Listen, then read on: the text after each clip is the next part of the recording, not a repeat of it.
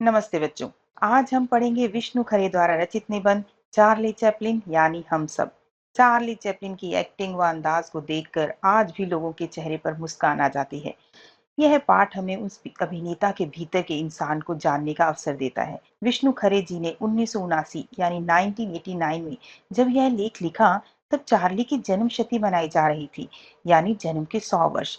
इसके अलावा यह वर्ष इसलिए भी महत्वपूर्ण था कि चार्ली चैपलिन की पहली फिल्म मेकिंग अ लिविंग के 75 साल पूरे हो चुके थे। चार्ली की फिल्में 5 पीढ़ियों से मनोरंजन करती आ रही हैं। यह एक बहुत बड़ा समय है कि कोई कलाकार इतने समय से लोगों के दिलों पर छाया हुआ है। बच्चों से लेकर बूढ़े सभी उसे पसंद करते हैं। इनकी फिल्मों में देखें तो वह कभी घड़ी ठीक करते नजर आते हैं, तो कभी जूते खाते नजर आते हैं। लेखक कहते हैं चार्ली पर कुछ लिखना, उनकी फिल्मों की समीक्षा करना या उनकी बातों को जानना अभी और 50 साल तक चलता रहेगा। सभी हैरान हैं क्योंकि उनका जादू ज्यों का त्यों बना हुआ है। करोड़ों लोग उनकी फिल्में देखकर अपने पेट दुखा लेते हैं क्योंकि उसमें इतना हास्य है। केवल पश्चिमी देशों ने ही नहीं बल्कि पूरी दुनिया ने उन्हें सराहा है। इनकी फिल्मों की कुछ ऐसी विशेषताएं हैं जो इन्हें दूसरे कलाकारों से अलग करती हैं। वह है चैपलिन की फिल्में मूक है, यानी साइलेंट मूवी, जिसमें संवाद या डायलॉग नहीं होते। मूवी देखने से पहले ये नहीं सोचना पड़ता किस भाषा में है, समझ आएगी भी कि नहीं। अपनी भावनाओं को इशारों में समझाना बहुत मुश्किल काम है, परंतु चैपलिन इशारों और अपने अनूठे अंदाज से सब कुछ समझा जाते हैं। इनकी फिल्में भावनाओं पर टिकी हैं, बुद्धि पर नहीं। फिल्म देखते समय चिंतन नहीं करना पड़ता, हम भावनाओं में बहते चले जाते हैं। इनकी फिल्मों का चमत्कार यह भी है कि इन्हें पागल खाने के मरीजों से लेकर आइंस्टाइन जैसे महान प्रतिभा वाले लोग देख सकते हैं और उसका आनंद उठा सकते हैं। उन्होंने फिल्म कला को लोकतांत्रिक बनाया और दर्शकों की वर्ग और वर्ण व्यवस्था को तोड़ा। फिल्म जगत को लोकतांत्रिक बनाने का मतलब है फिल्म का आम जनता के लिए, हर वर्ग के लिए, ताकि सभी उसका आनंद ले सके। क्योंकि इससे पहले एक विशेष वर्ग के लोग ही फिल्में बनाते थे और विशेष वर्ग के लोग फिल्में देखते थे। चैपलिन की फिल्में आने के बाद गरीब से गरीब व्यक्ति और अनपढ़ व्यक्ति को भी फिल्म अभिनय में स्थान मिला। वह सदा युवा दिखते हैं। युवा दिखने का अर्थ है हमेशा एक्टिव या सक्रिय रहते हैं। वे किसी भी संस्कृति को विदेशी नहीं लगते। उनकी फिल्म देखकर आप ये नहीं सोचेंगे कि कोई अंग्रेज है या दूसरे देश का है। वे तो हमारा अपना सा लगता है। इनकी फिल्मों के दृश्य यानी सीन ऐसे होते हैं जो हमारे आसपास कभी ना कभी घटित हुए होते हैं। तभी लोग चार्ली से जुड़ाव महसूस करते हैं। चार्ली ने अपनी मूवी में वे कर दिखाया जो किसी ने उनसे पहले करने की कोशिश भी नहीं की थी। उन्होंने करुणा और हास्य का अनूठा तालमेल अपनी फिल्मों में प्रस्तुत किया। लेखक कहते हैं कि हमारे यहाँ यानी भारतीय परंपराओं में ऐसा नहीं मिलता। जो भी साहित्य लिखा गया, जैसे कहानी, नाटक, कविता, उनमें भले ही एक रस के साथ दूसरा रस आया हो, परंतु हास्य को कभी भी करुणा के साथ मिलाया नहीं गया। जबकि जीवन में सुख और दुख साथ साथ आते हैं, ये सबको मालूम है। रामायण और महाभारत में जो हास्य है भी, वह भी दूसरों पर हंसने का है। संस्कृत नाटकों में हंसाने वाले विदूषक कहलाते थे। उन्हें राजा के दरबार में हंसाने के लिए रखा जाता था।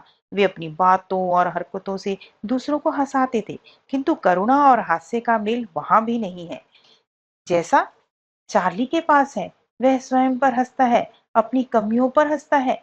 हास्य कब करुणा में बदल जाएगा और करुणा कब हास्य में बदल जाएगी, ऐसे सिद्धांतों से अपरिचित दूर भारतीय जनता ने चार्ली को अपनाया है, चार्ली को स्वीकार किया, उनके कार्यों को सराहा। इस सब को देखते हुए राज कपूर जी ने भारतीय फिल्मों में एक साहसिक प्रयोग किया। उन्होंने फिल्म आवारा में चार्ली जैसा किरदार निभाया। उन्होंने इस बात की परवाह नहीं की कि लोग कहेंगे कि वह चार्ली की नकल कर रहे हैं। इसमें करुणा और हास्य एक साथ आया। इसीलिए लेखक ने राज कपूर को चार्ली का भारतीयकरण कहा है।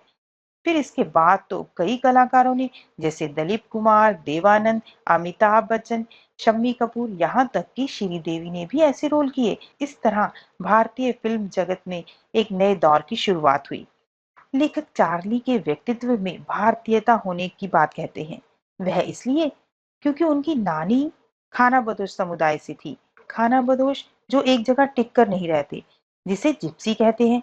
यूरोप में जो जिप्सी थे वे भारत से गए थे। चार्ली का जीवन बहुत संघर्षों में बीता था। माँ तलाकशुदा थी, स्टेज पर दूसरे दर्जे की कलाकार, घर में गरीबी थी। बाद में माँ का मानसिक रोगी यानी पागल जैसा हो जाना, छोटी सी आयु में माँ को संभालना, वहाँ के समाज जो पूंजीवादी समाज था, उसके द्वारा चार्ली को ठुकराया जाना उनके जीवन के संघर्ष को बताता है।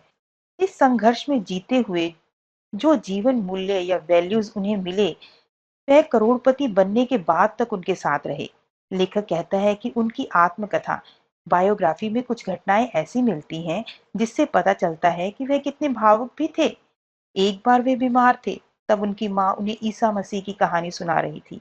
ईसा के सूली पर चढ़ने की बात आते ही दोनों माँ और बेटे रोने लगते हैं। दूसरी घटना है, उनके घर के पास एक कसाई खाना था जहां जानवरों को काटा जाता था। वहां से एक भेड़ भाग जाती है। भेड़ को पकड़ने के लिए जो व्यक्ति भागता है वह कितनी ही बार गिरता है, फिसलता है, जिसे देखकर लोग हंसते हैं। जब भेड़ पकड़ ली जाती है तो चार्ली घबरा जाता है और दौड़कर माँ के पास चला जाता है और कहता है उसे मार डालेंगे, मार डालेंगे। इसी घटना के बाद शायद हादसे के बाद करुणा उनकी भावी फिल्मों का आधार बनी। चार्ली ने जीवन में संघर्षों से लड़ते हुए हंसना सीखा। तभी तो गांधी और नेहरू भी चार्ली की समीपता चाहते थे। लेखक लिखते हैं, हमारे भारतीय त्योहार में होली का अवसर ऐसा होता है जब लोग अपने पर हंसते हैं। हमारे समाज में नायक कम हैं, कुछ लोग ही हैं जिन्हें हम अमिताभ या दिलीप कहते हैं, लेकिन चार्ली या जॉनी वॉकर किसी भी व्यक्ति को कभी भी कह दिया जाता है। हर व्यक्ति दूसरे को विदूषक समझता है, दूसरों पर हंसने के अवसर ढूंढता है, जबकि चार्ली स्वयं पर हंसता है, और वह भी सबसे ज्यादा तब जब वह खुद को अभिमानी, आत्मविश्वासी, सफल या शक्तिशाली समझता है। हम सब चार्ली हैं, सुपरमैन नहीं बन सकते, क्योंकि हमारे जीवन में सुख भी है, दुख भी है, यानी हास्य और करुणा दोनों है। इसलिए चार्ली में सबको अपनी छवि दिखती है। वह किसी भी संस्कृति को विदेशी नहीं लगते। इस प्रकार हास्य फिल्मों के महान अभिनेता व निर्देशक चार्ली चैपलिन का अपना ही जादू है। हास्य और करुणा का सामंजस्य इनकी फिल्मों की विशेषता है। दुनिया में एक से एक हास्य कलाकार हुए, पर वे चैपलिन की तरह हर देश, हर उम्र, हर स्तर के दर्शकों की पसंद नहीं बन पाए। धन्यवाद।